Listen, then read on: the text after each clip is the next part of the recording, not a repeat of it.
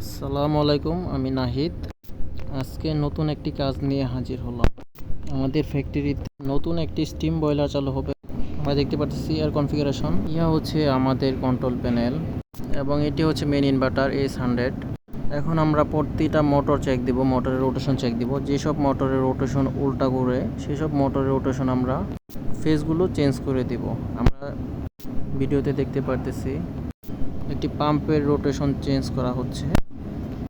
পাম্পটির নাম হচ্ছে FW pump 1। প্রাথমিক পর্যায়ে প্রতিটা মোটরের রোটেশন চেক দেওয়ার পর আমরা কন্ট্রোলিংয়ের কাজে হাত দিব। আমরা পাওয়ার অন করলাম, তারপর দেখব আমরা অন করে অটোতে দিয়ে সব কিছু ঠিক আছে কিনা। ড্রয়িং দেখে প্রতিটা কন্ট্রোল ডায়াগ্রামের রিলেগুলো চেক দিব, রিলেগুলো কয়েল ভোল্টেজগুলো ঠিক আছে কিনা। ড্রয়িং দেখে দেখে আমরা প্রতিটা রিলের এবং মেন কানেক্টরগুলোর ভোল্টেজগুলো চেক দিব। আমরা প্রত্যেকটা মেন কানেক্টরের ভোল্টেজগুলো ঠিকভাবে পাচ্ছি কিনা তা চেক দিতেছি। আমরা আবার ড্রয়িং দেখতেছি, ড্রয়িং দেখে প্রতিটা রিলের যে ভোল্টেজ পাস হওয়ার কথা সেই ভোল্টেজগুলো পাচ্ছে কিনা আমরা তা চেক দিব। পাম্প অনুযায়ী প্রতিটা রিলের থেকে শুরু করে কন্ট্রোলের যতগুলো রিলে ধরার কথা ওগুলো ঠিকভাবে ধরতেছে কিনা সেগুলো আমরা ড্রয়িং দেখে দেখে আমরা চেক দিব। আমরা দেখতে পারতেছি যে সুইচিং থেকে শুরু করে AX7, এটা হচ্ছে গ্যাস প্রেসারের ডায়াগ্রাম। এবার কয়েলগুলো আমরা চেক দেবো। এখন AX7-এর কয়েলগুলো কয়েলগুলোর ভোল্টেজ পাচ্ছে কিনা তা চেক দিব। এভাবে AX7-এর পরে এভাবে প্রতিটা প্যানেলের যে কয়টা কন্ট্রোল ডায়াগ্রাম আছে সবগুলো আমরা এভাবে চেক দিব।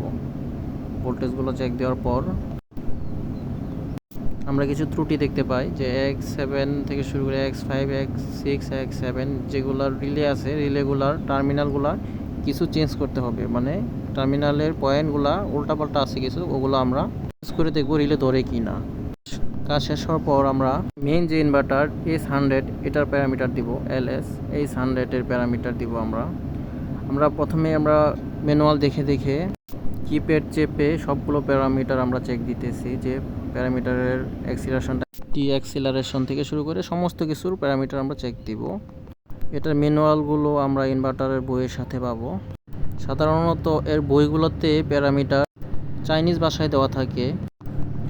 আমরা গুগল থেকে এর ম্যানুয়াল একটা PDF আছে সেটা নামিয়ে আমরা প্যারামিটারগুলো চেক দিব। প্যারামিটার চেক দেওয়া হয়ে গেলে আমাদের কাজ হচ্ছে ছবিতে আমরা যে ড্রয়িংটা দেখতে পারতেছি এর সার্কিটগুলোর কন্ট্রোলিংটা আমরা চেক দিব। এখন আমরা আবার প্রত্যেকটা ড্রয়িংয়ের মোটর ধরে ধরে যেগুলো রিলে ওপেন থাকার কথা সেগুলো ওপেন হচ্ছে কিনা, আবার যেগুলো ক্লোজ থাকার কথা সেগুলো ক্লোজ হচ্ছে কিনা আমরা সেগুলো প্রত্যেকটা রিলে চেক দিতেছি। এবং চেকিংয়ের কাজ শেষ হয়ে গেলে আমরা দেখব অপারেশনের কাজ চলতেছে কি না। অটো এবং ম্যানুয়ালি দুটোই আমরা চালিয়ে দেখব সব কিছু ঠিকঠাক আছে কিনা। আমরা টার্মিনালগুলো চেঞ্জ করে আমরা দেখতেছি যে ম্যানুয়াল অটোতে আমরা রিলেগুলো দৌড়াইতে পারতেছি কিনা সেগুলো। এটি মূলত একটি 10 টনের বয়লার, স্টিম বয়লার। ইহাকে কনডেন্সিং বয়লারও বলা হয়। আমরা ড্রয়িংয়ে দেখতে পারতেছি প্যানেলের কন্ট্রোলিংয়ের যে কন্ট্রোলার আছে একটা, সেই কন্ট্রোলারে আমরা কিছু ফল্ট দেখতে পারতেছি, সেটা আজকে আমরা সমাধান করবো। আমরা ড্রয়িংয়ে দেখতে পারতেছি যে এই যে একটা ফল্ট, রিলের একটা ফল্ট, এই ফল্টটার সলিউশন করব আমরা। এখন ড্রয়িং দেখে দেখে আমরা প্রতিটা রিলের কয়েল ভোল্টেজ চেক দেব। কয়েল ভোল্টেজ ঠিক থাকার পর সেটি NO থাকার কথা না NC থাকার কথা আমরা ড্রয়িং দেখে দেখে সেটিকে আমরা আবার চেঞ্জ করব। টার্মিনালগুলো চেঞ্জ করে আমরা দেখব। মূলত ড্রয়িং বুঝতে পারলে একটা মেশিনের কাজ 90% নিজ হাতে করা যায়।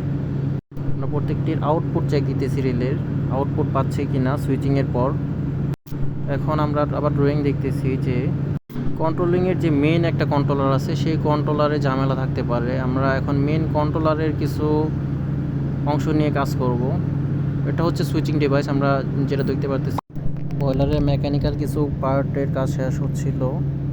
এখন আমরা আবার সার্কিট ডায়াগ্রাম দেখে দেখে সুইচিংগুলো চেক দিতেছি, যে প্রত্যেকটা সুইচিং কিভাবে রিলেতে এসে কানেকশন হয়েছে সেগুলো চেক দিব।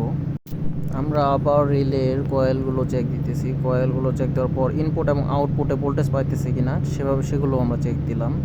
ইনপুটে ঠিকভাবে পাচ্ছে কিনা এবং আউটপুটে ঠিকভাবে পাচ্ছে কিনা সুইচিংয়ের পরে,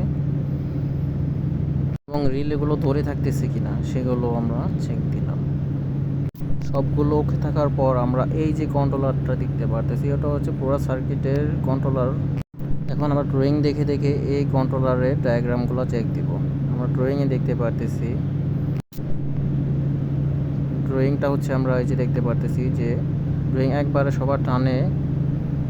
সবার টানে আমরা কিছু টার্মিনাল দেখতে পারবো। ট্র্যাক নাম্বার দেখে দেখে প্রতিটা তার আমরা চেক দিব। আমি ড্রয়িংগুলো আমার ভিডিওতে দিয়ে দিব ইনশাল্লাহ। প্রত্যেকটা টার্মিনালের চেক দেওয়ার পর এটা হচ্ছে মূলত প্যানেলের ভিতরের কন্ট্রোলার। পরবর্তীতে এর কাজ সম্পর্কে আমি আপনাদের বিস্তারিতভাবে বলবো। এই যে প্যানেলটা দেখতে পারতেছি, এর অপারেশনে যেগুলো অ্যালার্ম আসবে, অ্যালার্ম আসলে আমরা রেড ইন্ডিকেটর দেখতে পারবো যে ওই অ্যালার্মের উপর রেড ইন্ডিকেটরটা থাকবে। এর কাজ অ্যালার্ম নিয়ে কাজ করতেছি। এটি হচ্ছে কন্ট্রোলার, সিমেন্সের একটি কন্ট্রোলার। কিছু ড্রয়িং দিয়ে দেওয়ার চেষ্টা করলাম। এটি হচ্ছে সিমেন্সের কন্ট্রোলার ড্রয়িং, আর এটা হচ্ছে পাম্প মোটর এগুলার কন্ট্রোলিং ড্রয়িং।